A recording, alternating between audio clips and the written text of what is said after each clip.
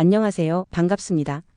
요즘 어르신들 사이에서 동네 병원 갔다 왔는데 병원비가 딱 1,500원이더라.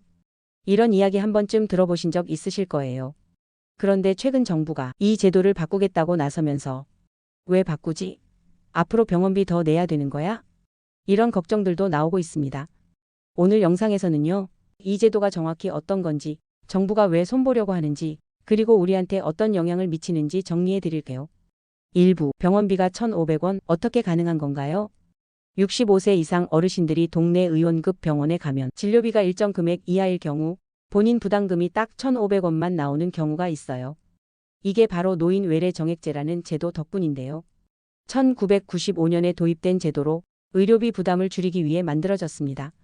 이 제도의 핵심은 단순하고 직관적이라는 점이에요. 복잡한 계산 없이 일정 금액 이하면 무조건 1,500원이니까요. 어르신들 입장에서는 병원비가 얼마 나올지 걱정하지 않고 편하게 병원에 갈 수 있도록 도와준 겁니다. 실제로 이 제도가 없던 시절엔 병원 갈까 말까 고민하다가 병 키운다는 말도 많았죠.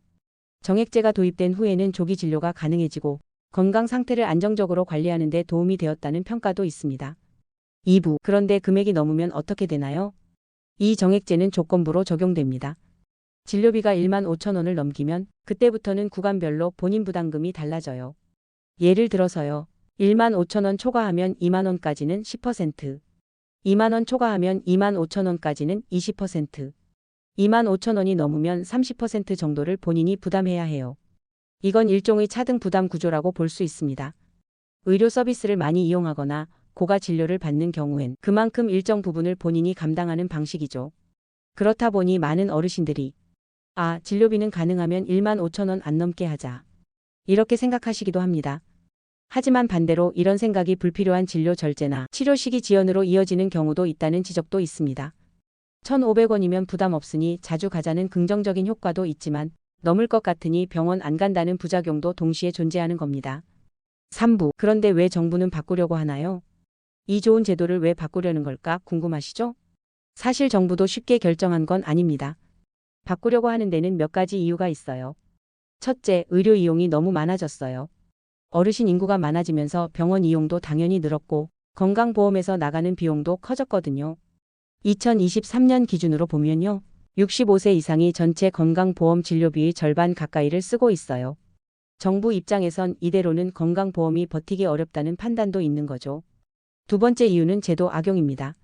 어떤 분은 하루에 병원을 4군데씩 다니면서 진료를 1,000번 넘게 받은 경우도 있었대요. 물론 극단적인 사례지만 정액제 덕분에 본인 부담이 거의 없다는 점을 이용해 과잉 진료를 받는 일부 사례는 실제로 존재합니다. 세 번째는 현실과의 괴리예요. 초기엔 현실적인 기준이었던 15,000원이라는 진료비 기준이 지금은 거의 대부분 초과하는 구조가 됐어요. 2025년 기준으로는 의원급 초진 진료비만 해도 평균 18,000원이 넘고 약값이나 주사비 등이 붙으면 훨씬 더 높아지죠. 결국 15,000원 이하 진료는 점점 줄고 정액제의 실효성도 낮아졌다는 평가가 나오는 겁니다. 4부 그럼 병원비가 더 올라가는 건가요? 이게 제일 걱정되시죠? 정부가 고민하고 있는 개편 방향은 이렇습니다.